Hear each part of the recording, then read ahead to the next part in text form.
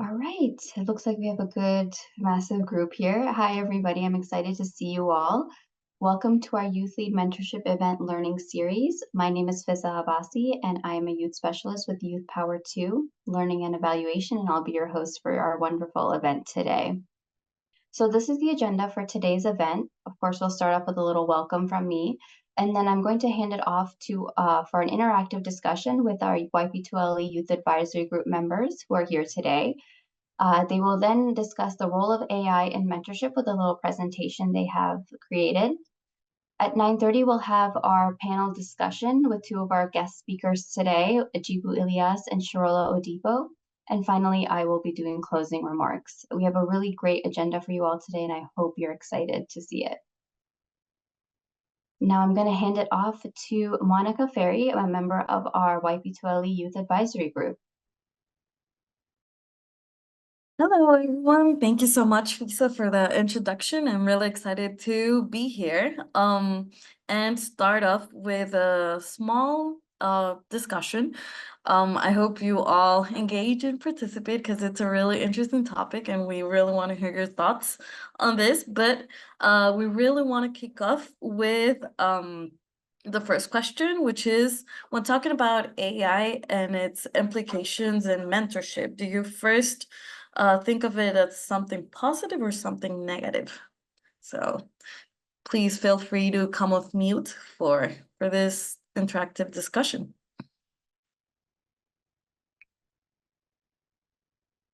You can also put your thoughts as a comment and we can read them out loud.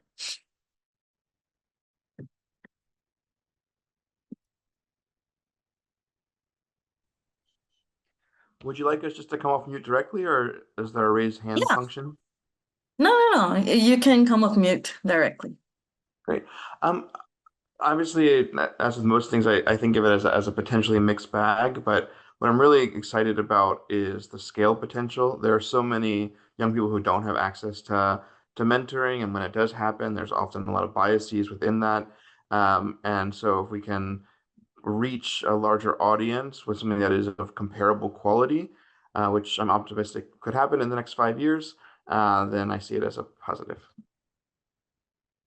Great, thank you so much, Eric. There's some comments coming. Christina shares that's potentially very positive, especially given the physical distance between mentorship needs and resources. And Lee shares it's something good because of speed and information.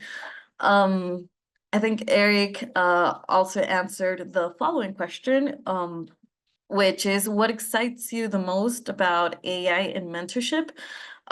We are hearing some thoughts from you, which is it has the potential to reduce the physical distance between mentorship and mentorship needs and resources and speed information.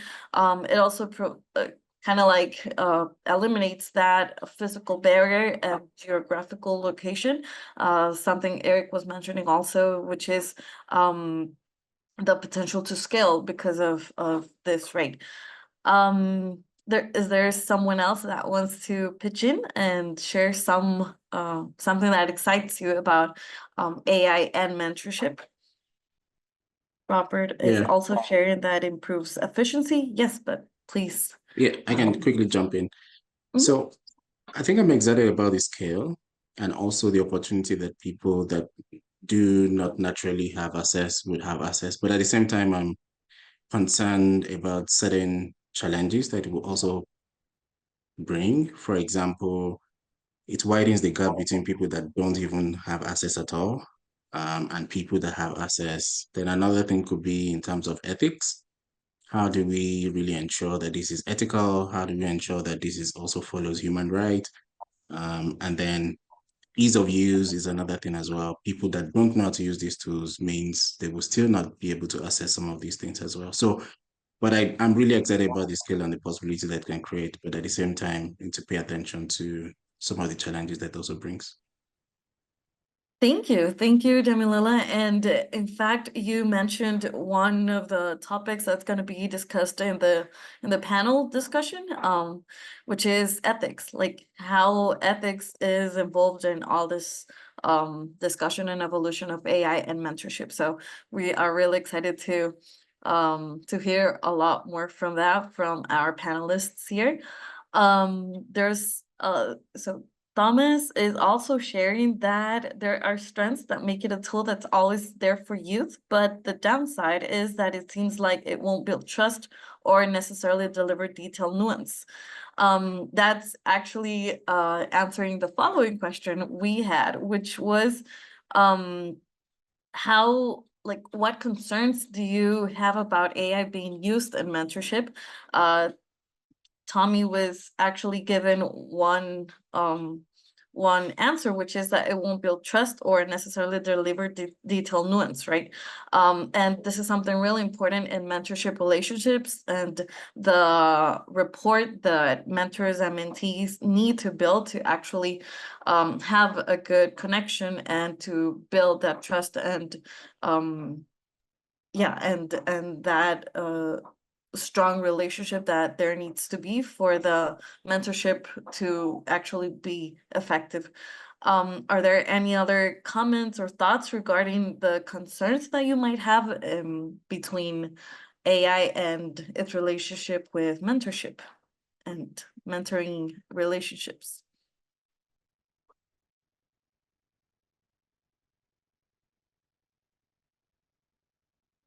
Sharola, please feel free to unmute yours. I don't know whether we are supposed to contribute to this, Faiza. I don't know whether I don't know whether the No, panelists are please, we want to allowed hear your to. thoughts as well.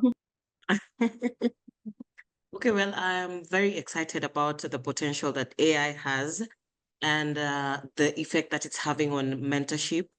I agree that it is breaking the geographical bounds and everything, but there are definitely concerns. I think there's someone who has earlier mentioned ethical biases that may exist, and just bringing in AI could compound already existing biases that exist and increase gaps in terms of, depending on your jurisdiction, these biases vary. Like when you talk about African countries, we already have existing issues like poverty, internet gaps, investment gaps. How does this, how is this compounded by the introduction of AI in terms of mentorship? And also there are issues such as the over-reliance on these automated systems, over-reliance on AI, such that we lose the human aspect of everything and people just go ahead to rely on these systems. And if we have mentees who are using systems that are AI made, it may paralyze their thoughts, their natural human thoughts, and they just want to get ideas and borrow everything that AI has to offer, and they completely lose. So where are we going to draw this line? How are we going to strike this delicate balance between embracing innovation and mitigating these issues that are arising? Yeah. Thank you so much, Sharola. We have one last question for you, and we want to hear at least one participant answering this before we jump to the next section, but is how do you see AI impacting mentorship experiences in the next 5 years? So we would really want to hear your thoughts on this before we, as I said, jump to the next section.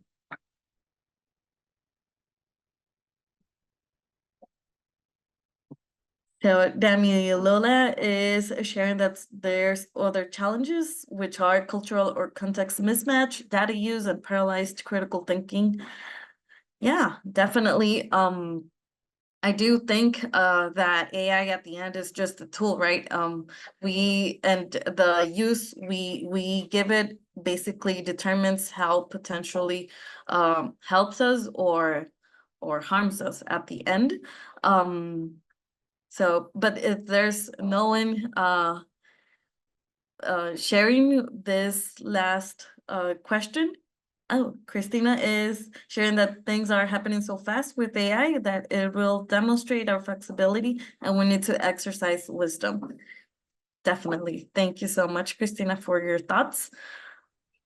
I think And yeah, Eric, please go I ahead. have one more, which is we've been talking a little bit about, AI mentors as a standalone tool, but we haven't really addressed too much yet. And I think this will definitely happen in the next 5 years.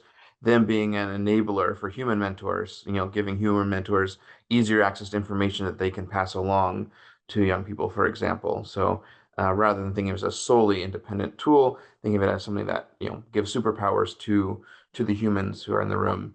I definitely see that happening across almost all sort of mentoring programs in the next 5 years. Melly, thank you so much, Eric, for your thoughts. Great. So we are ready to jump to the next section, and I'll hand the microphone to Clement and Samantha, who will be sharing a presentation about this topic. Thank you so much, Monica. I think a lot of what I had to share in the presentation has already been covered. Will probably just be a repetition of thoughts, but again, I just wanted to share some of my perspectives, and then I would have some of my colleague also chime in later part of this presentation. But do you think AI can fulfill the role of a mentor? To me, I think not entirely.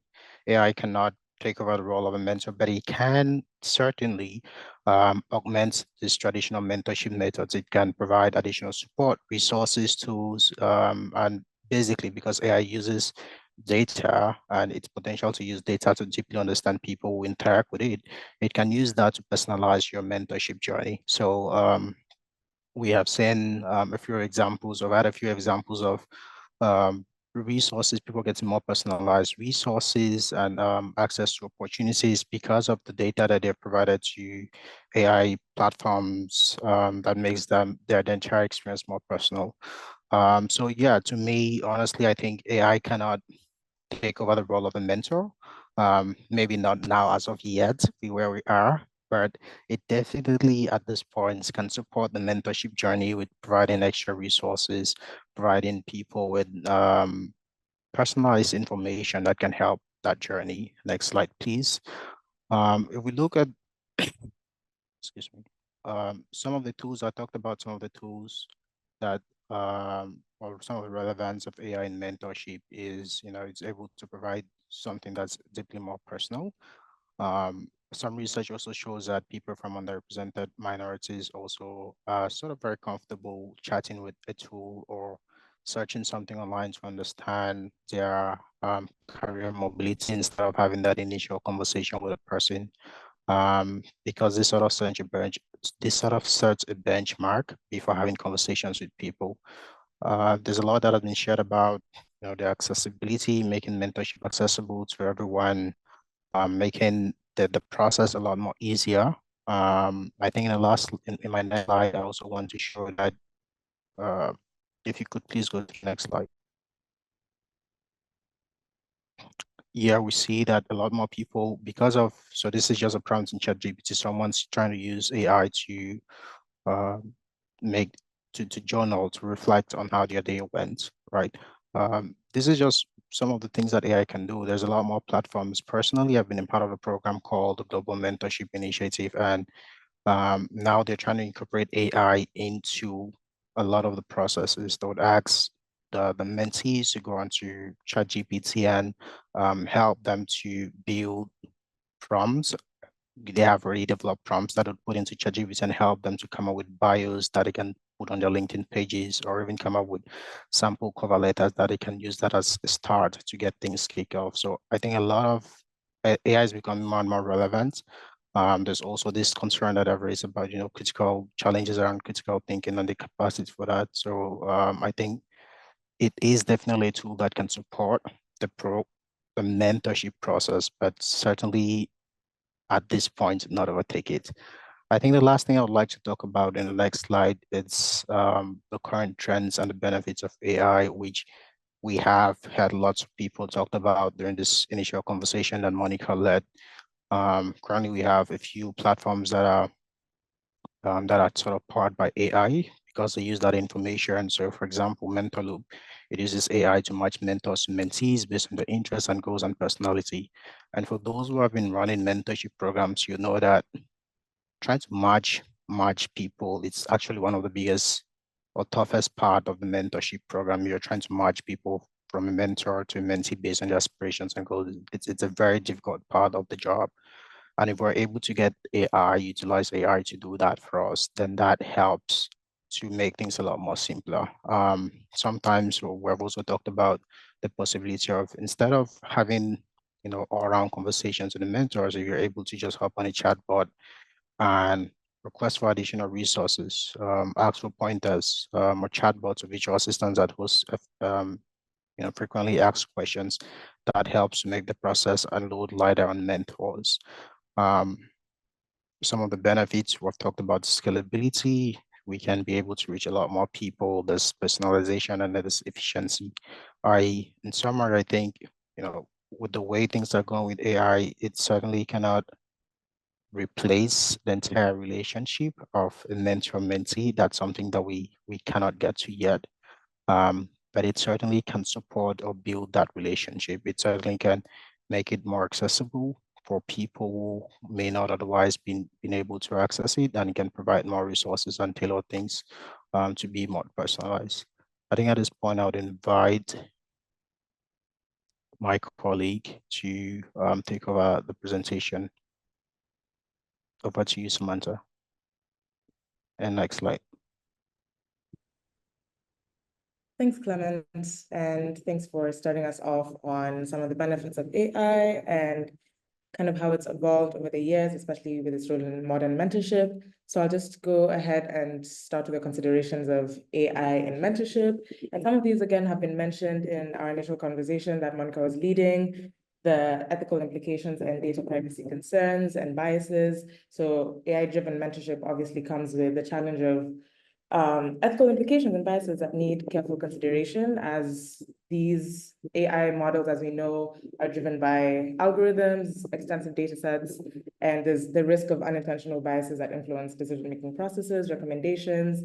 And so even the very development and training of these AI models is something that we need to consider as they mirror the various societal biases that we try to avoid. And so this is important to think of when we're trying to mitigate some of the ethical concerns that come with AI, specifically in the field of mentorship. And the question of human touch is also something that has been brought up. If through this over-reliance on technology, I think, as Sharola mentioned at the very beginning, while the AI-driven mentorship programs offer valuable tools when enhancing communication and skill development, an excessive dependence on technology may affect the human element that is crucial to effective mentoring relationships. And so some of the more nuanced aspects of mentorship, such as emotional intelligence, interpersonal dynamics, personalized guidance, is compromised if there's this over-reliance on just technological tools and computers and AI technologies. And so how do we strike a balance between AI-driven support and human engagement? And how do we make sure the mentorship experience remains holistic while still using these tools and adapting to these new technological tools? And the question of building trust and transparency in AI-powered solutions, and how can we be more honest with ourselves in terms of what the fairness of AI algorithms, the concerns that come with it.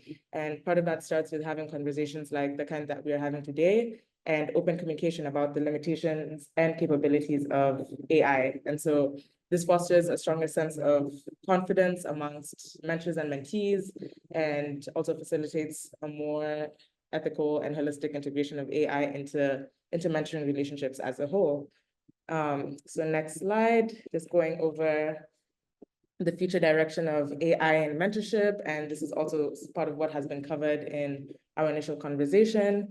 How is AI being adapted, and how are the AI models being reanalyzed and remade to kind of take into account all of these different concerns that have been developed and have been established?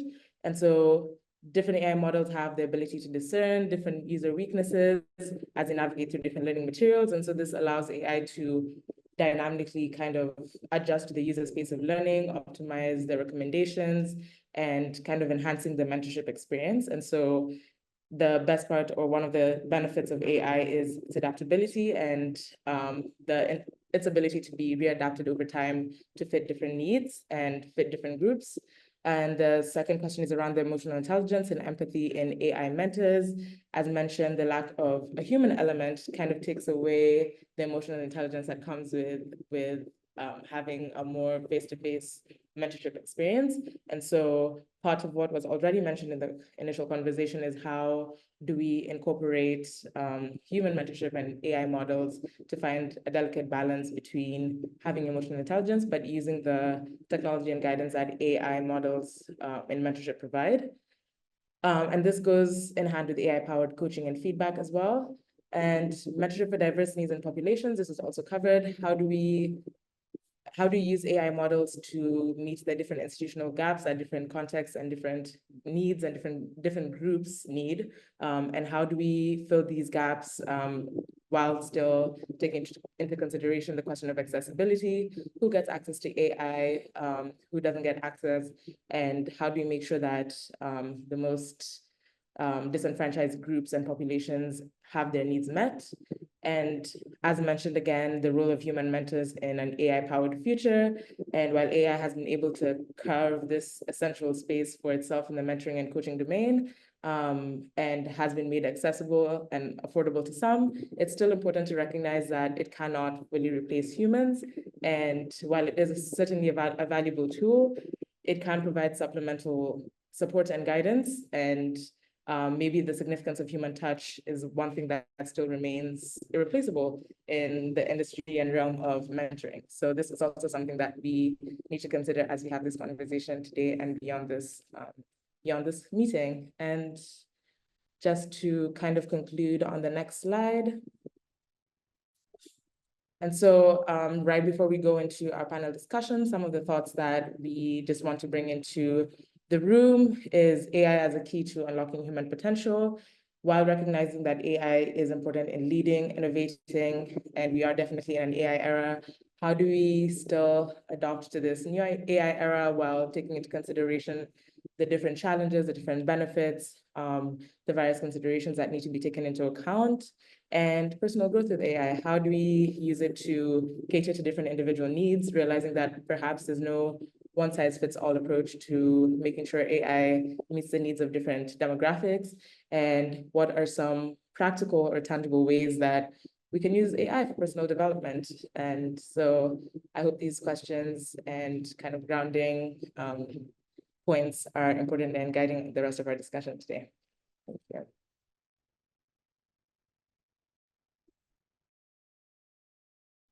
All right. Thank you so much, Samantha, Monica, and Clement, for getting us started thinking about these topics while we head into our panel discussion with our lovely speakers today. So I want to introduce our two speakers, starting with Jibu Elias, who is a distinguished AI ethicist, activist, and researcher dedicated to fostering ethical practices in artificial intelligence. He currently serves as the country lead for the Responsible Computing Challenge at the Mozilla Foundation, where he spearheads initiatives to integrate ethical considerations into computing practices. And I would also like to introduce Ms. Sharola Odipo, who is the founder of Women in AI Africa, WAIA, a nonprofit organization spearheading the charge to bridge the gender gap in the booming AI field. We are so excited to have them here today and to hear their thoughts on this developing, field of AI. So I want to start off with the first question to Sharola. Can you share any specific examples of how AI has already been successfully integrated into mentorship programs from your experience? Thank you. Thank you so much, Faiza. And yes. I think someone highlighted, I think it's Clement, mentioned a very good example of this. And we were looking at Mentor Loop and how they are able to match mentors to mentees. And I think AI has just gone that much further to make that experience easier and to make the matchmaking process seamless. And they're not the only ones that are doing that. We have an example of Guild Education. Guild Education is a platform that uses AI to create a more holistic matching process. They're able to gather data about the user skills, whether it's technical or soft skills, their career goals, and even personality traits through various surveys and assessments. And once they have this kind of data, then they use this data to incorporate it into algorithms that help to analyze the compatibility between mentors and mentees. And, they consider some of the shared skills, some of the complementary personalities that are there. They think about problem solving paired with creative thinker in terms of mentor-mentee, and they're able to align proper mentors to their mentees. So you find that through guild education, there's increased compatibility. And this data-driven approach aims to create a better mentor-mentee pairing that has a higher chance of success due to the shared interests and the working styles and even the long-term goals that most mentees have. And they're not just the only ones. When you think about Martian leverages AI to personalize the learning experience for each mentee. So they have this tailored journey that adopts the learning paths as they come. So what they do is that they have performance tracking methods in their algorithms. They track a mentee's progress through assignments, quizzes, and interactions with their learning materials. And through AI analysis, they're able to come up with data that is fed into these systems that analyzes the strengths and weaknesses of these mentees and the learning styles that would work best for them. And then once that is done, they create a personalized learning system based on this analysis. And you see, in this way, then a mentee is able to obtain a mentorship system program learning process that is more tailor-made to them and to their personalized skills and to what they would relate to more, which is very different from the one-size-fits-all system that was there initially. So we also have Teens in Tech. I don't know whether you've heard of Teens in Tech, where they match mentees to various professionals. They use AI to facilitate the micro mentorship opportunities for these mentees. So this mentorship system is very short and focused. So what it does is the platform connects mentees with industry professionals for brief, very focused discussions on very specific topics. So we don't have like a blanket kind of mentorship program. It's very brief, it's very focused, and it handles a specific topic that is particular to a mentee. And then once that is done, we have AI-powered matching as well, where the AI algorithm considers the mentee's interests as well, the goals, when pairing them to a relevant professional. And then once that is done, there is very efficient guidance. These short bursts of mentorship provide very valuable guidance throughout the overwhelming time commitments that these people have. And the mentees are able to gain access to diverse perspectives from very well experienced professionals, and this helps them to accelerate their learning process. So with these examples, you find that as it is right now, AI is already being adopted in various mentorship programs and is helping to create very clear-cut, very data-driven kind of, very data-driven kind of pairing between mentors and mentees. And this helps mentees to get mentorship that is actually what they need, that actually speaks to what they want, that is actually alive to the realities of what they need in their systems, in their skills, in their development, in their career development. And I think if we're able to get more, that's good. And if we're able to mitigate all these issues that come with introducing AI and incorporating and integrating AI into mentorship, then this is a system that would actually work very, very well for so many people. Thank you so much, Faiza. Fantastic. Thank you so much, Sharola. And I think it's interesting to hear all of the benefits and, the great strides that have been made. But I also want to highlight asking now, Jibu, to you, do you consider AI to be able to truly democratize mentoring now hearing Sharola's experience with it? Yeah, I think I just want to start with this story that there is so what internet has done in the last few years, it has democratized content, right? Knowledge is democratized. So for me, I can sit here and read what is published by a professor in Harvard or Cambridge or anywhere else, right? So the knowledge has been democratized. So that leads to this question. If me, somebody sitting in India, if I can access the courses, the curriculum, the material that is part of a syllabus in a university like Stanford or Harvard or any of the Ivy League universe, what is that makes the differentiating factor between myself and a student who did their program there, like a bachelor's program or a master's program there for 3 or 4 years? What is the difference? So that boils down to proper mentorship, right? Even though it's not officially a mentee-mentor relationship, you get access to people who are on top of their fields. You get access to more opportunity. So in essentially, it boils down to accessibility. So accessibility is what makes or breaks, I think talent, in my opinion, because if you look at something like that, for example, many people in my family or myself, we first interacted with the internet in 2003. That's the first time I saw internet, and I had my as everybody else had a Yahoo email ID.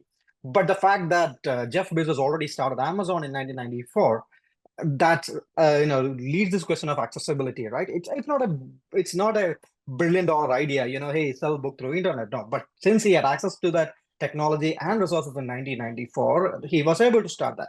Same thing applies here for mentorship, right? With internet, if it's democratized knowledge, I think AI can democratize mentorship. How is that? So that's one thing, right? It can increase accessibility, right? AI can scale mentorship programs beyond what we say as traditional boundaries, such as geography or industry limitation or time constraints, right? So, for example, someone in a remote area can receive guidance from a mentor in a big city, or a AI mentor who might be able to imitate the traits of a real mentor and provide mentorship at the same time. We are talking about LLMs and chatbots, which are very capable, which can write like Shakespeare, right? Like imitate behavior of many people. So what stops us from building these models which can provide mentorship? Secondly, as many people have mentioned, efficiency and customization, right?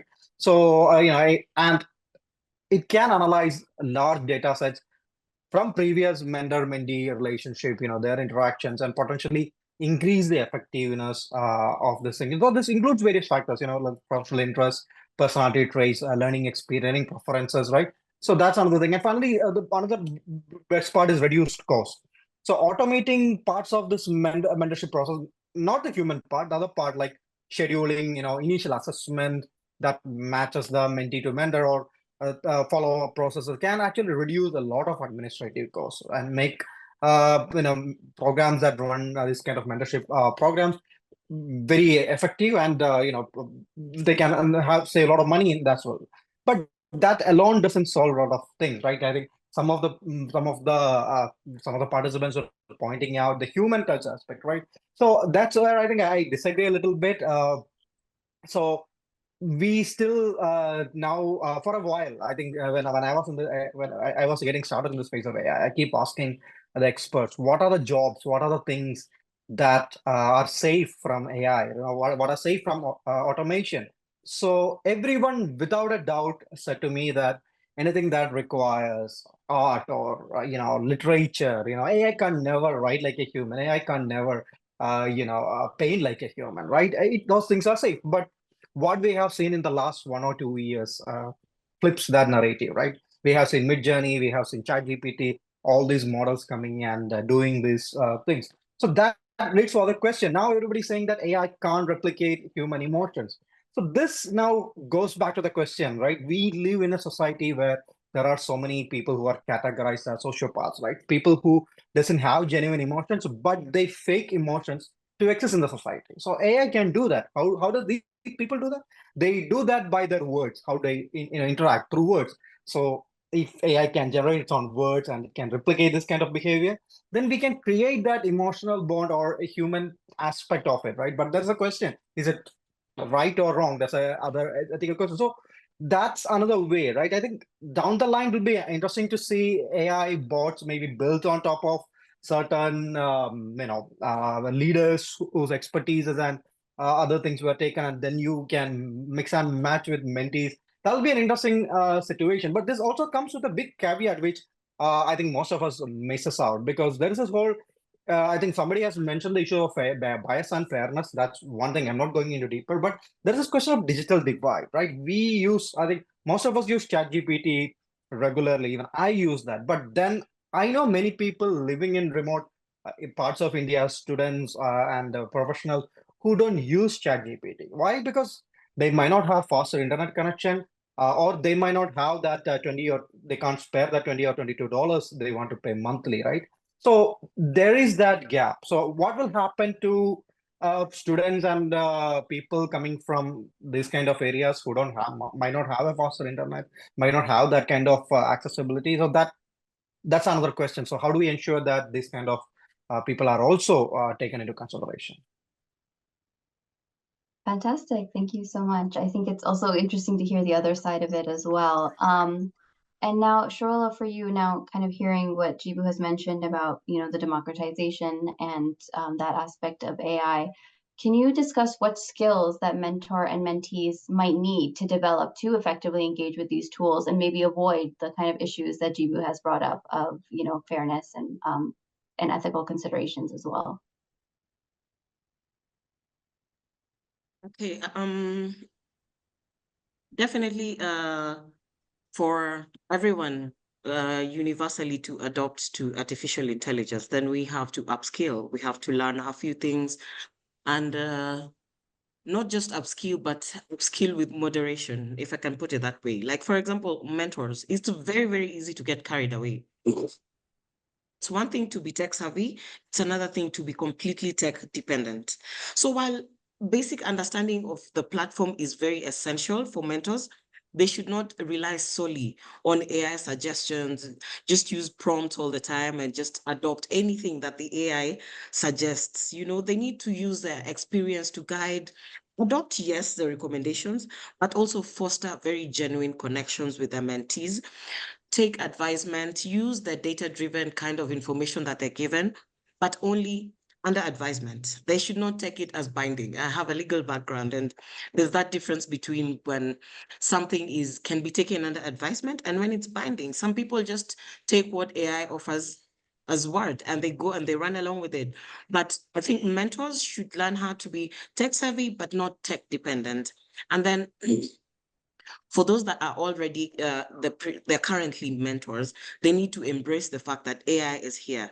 I've heard Jibu very worried about the jobs that AI is going to take away from people. Mentors need to embrace the fact that AI is here. So they need to embrace the flow. They need to understand that mentorship right now is a dynamic process, and they need to be adaptable, and they need to be open to incorporating AI, suggesting learning paths, and create a more enriching experience for their mentees. Let's be honest, AI is bringing in a lot of information. It's bringing in a lot of guidance, a lot of recommendation that can be very helpful for mentees. So if mentors are able to embrace this, embrace the flow, and be adaptable to the incoming and integration of artificial intelligence, then they will go a long way in giving mentees the best possible experience that they could have. Also, they should embrace the fact that the human touch has to endure. Technology cannot replace the power of human connection. As initially mentioned, I think from the time we started this, there is importance in building rapport, providing encouragement, offering emotional support. There is need to still retain the core aspects of a successful mentorship. If you automate the entire system, then we lose it. We lose the point of having that human touch. And I believe it has a significant impact when a mentor is bringing their personalized experience, what they have been able to experience throughout their journey, to bring it on board and still maintain that human touch. I think then the mentee is able to get a very wholesome kind of output from the mentor. And then now when it comes to mentees, they need to embrace these platforms that are clearly available for them, provided by artificial intelligence. They need to get familiar with platforms and their functionalities. They need to learn how to navigate and access resources suggested by artificial intelligence systems, and to personalize their learning journeys. You see, initially it was very hard, and with the advent of AI, it has become very easy to personalize each and every mentee's journey. So if they're able to just get familiar, learn, be open-minded, then they will have an experience that is very specific to their journey, that is very personalized, and that will give them the best possible outcome. And then the other thing, communication is key. These mentees need to clearly communicate their goals, their needs, their learning style to both the mentors and the AI systems that are helping them through this journey. You know, this empowers the AI systems and algorithms to personalize their suggestions and for the mentors to tailor their guidance effectively. You see, this brings about the balance of using technology and at the same time retaining the human touch in everything. And this will only come about when mentees are open. You know, these algorithms, we were laughing about how you can use ChatGPT and it can give you very foolish responses. And at the same time, the same ChatGPT is able to give you very, very well defined, detailed information, depending on how you prompt it. So as a mentee, if you're able to incorporate your very personalized prompts into these systems, then your journey becomes a very wholesome journey in general. And then as the mentees, you're supposed to think like a learner. Don't blindly just follow any AI suggestions that you're given. Retain your critical thinking skills. And I think this has been mentioned over and over. You need to evaluate these recommendations that are being given to you by these systems, and then you adopt them according to your unique learning styles and your goals. Adopt them, but retain your critical thinking skills. Ensure that you retain that human touch even as a mentee. And by understanding how AI enhances mentorship and developing the necessary skills, both the mentors and the mentees are able to leverage this technology to create a truly, truly successful and fulfilling learning experience for the mentees. Thank you so much, Faiza. Thank you so much, Sharola. I want to start opening up the floor for anybody in our audience to start dropping questions that they may have for our panel. I do want to leave time for that as much as I'd like to continue this discussion. I think that we're going to have some great questions from this audience. So if anybody has any questions, please start dropping them in the chat for our speakers. If there's any questions. Yes, Eric. I'm requesting.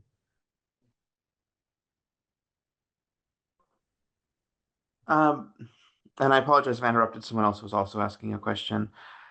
The question I come back to, I'm curious, the panelists' perspectives on, is around bias. We listed in this conversation the risk of bias, which I very much agree is there with AI counseling and mentorship. But we also know that humans also have a lot of bias. So as we think about like what the future holds, do you see a path forward where AI mentors actually are ultimately less biased than human mentors are? We can train mentors all we want, but there's a lot of ingrained elements where maybe with a digital tool, you can just block it from knowing any gendered information, for example, that a young person shares, so that that information never even makes it to the AI because it's blocked before it gets there. This is a little bit theoretical for me, but a little bit real if we want to think about how we design these tools to avoid bias in the future and whether we can make them better, make them better than the human alternative in that one particular parameter. So it's a little bit of a technology level question, but I was wondering if there was any thoughts on that. Absolutely. Thank you, Yeah, Eric. I'm going to pass that. I'm sorry. Sharola, please go ahead, and then I want to also hear Jibu's thoughts on this. Sorry for that interruption, Faiza, but I really, really like that question because I am very pro-ethical AI. And generally, there are ways of mitigating the whole issue of bias. And if we have the entire life cycle of an AI algorithm tool, and I believe that there is some form of responsibility that needs to be accorded to these systems throughout the different segments of the life cycle of these systems that we have. Hence the question of autonomy. How much autonomy are we giving to these systems, basically? And as has been discussed initially, there needs to be a human touch at every supervisory role, if I may call it, when these systems are being developed, from the point where data is being collected to the point of consumption and even termination. I feel like supervision is key, and also having various demographic representations where throughout the life cycle of the systems, when we have the various actors, we need to have actors that are from various demographics, are from different demographics, to ensure that you're able to mitigate these biases, have a representation from all genders, ensure that you are able to audit these systems in a manner that in case there are biases at any given point in time, then there are systems for debiasing these systems. So you train it, you audit, you debias, you test using all demographics, especially those that are underrepresented. You test using them and you get feedback and you use it to amend or debias accordingly, depending on the kind of feedback that you get back. And once the system is out, continuous evaluation, continuous improvement to ensure that all these issues, all these ethical risks are mitigated accordingly. Thank you, Faiza. Thank you so much, Sharola. And Jibu, over to you for your thoughts on this question. Yes, I think Eric had a very interesting point. It makes me think this question, things myself, right? In case of AI, if you can identify bias and if we are aware of it, down the line we can correct it. But how much of that is applicable in humans? That's an interesting question. So coming to a question, I think one area we should look maybe to understand where AI and mentorship is going is AI-powered therapy boards, right? There are a lot of counseling therapists, chatbots, which are in the market, which is pretty much AI pretending to be a therapist. So there is this particular one in India called YSA, which is doing quite well. So that I think that will be where the evolution of mentorship is gonna come from. Now, it will be a mix of this kind of bots and some of the teaching elements combined into it. But I believe that we will see more AI mentors coming in because there is this question. One of the red lines we are working on in one of the white papers we're working on is, that every AI model should identify itself as an AI, right? If that's not the case, what stops from an AI chatbot to identify as a mentor, right? In case if you are chatting with somebody, it can always identify as pretend to be a mentor. And another component I want to bring in is not everyone requires the same level of mentorship. For example, I have mentored students in universities, and there are students who just need the basic guidance, right? When they come and say, okay, which direction to look at? This is the essay I'm working on. Can you give me some sources? There are sometimes very basic mentorship which can be done by some of these AI tools, but then there are issues where you need a lot of emotional support, where you need that human element, human touch, which many of you were speaking about. So that's the thing. But I believe that the bias will be reduced down the line because we are all aware of it. Like Sharola mentioned before, we know what to do about it. So down the line, we might see AI mentors to be less biased than human mentors. That could be a possibility. Thank you so much, Jibu. And there is a question in the chat that I would love to actually hear myself the answer from both of you. When is bias useful in AI mentorship? Maybe starting with Jibu and then over to Sharola. Yeah, so there is a saying, not all bias is bad, right? When you are shopping in Amazon or shopping in any website, there is something called a recommendation engine or your Instagram feed or your TikTok feed or Facebook feed. These are all biased feeds, right? So not all biases are bad, right? So biases can be useful if you are in let's say, a mentorship platform. I haven't personally tried any of them, and you are getting tailor-made content. That itself is a bias, right? A tailor-made content based on your geographical location, your industry, or what kind of learning style you have, or what kind of what is your overall skill set. Then if you're saying only things that suits that, it's another form of bias, right? So not all bias is bad. Recommendation engines are a good example of how good biases can help you. So that's where bias plays a good role.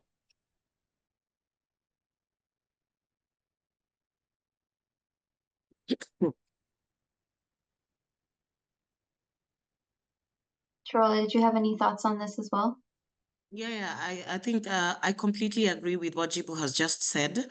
And also, bias can be helpful in ways, if we were looking at demographics, for example, you find that if an AI system is biased based on demographics, then it will provide training that is based on that represents the variety, the backgrounds, the experiences, the goals that are specific to that, that demography, that person, that mentee, that particular, and it helps also. It brings about transparency. How it helps to be transparent about how the AI systems work. And if it's transparent in nature, maybe the mentor is able to know how to handle the mentee based on the type of bias that is presented by the algorithm. So it actually helps, and it brings about the aspect of human oversight at the end of the day. So I feel like there are instances where the AI's bias can be helpful at the end of the day. Thank you so much, both of you. And I think I'm going to go into our final question here. Unfortunately, we are reaching the end of our hour. But someone asked, in order to access these platforms, internet is needed. Can you speak a bit about funding and strategies being used and the size of this gap based on your experiences?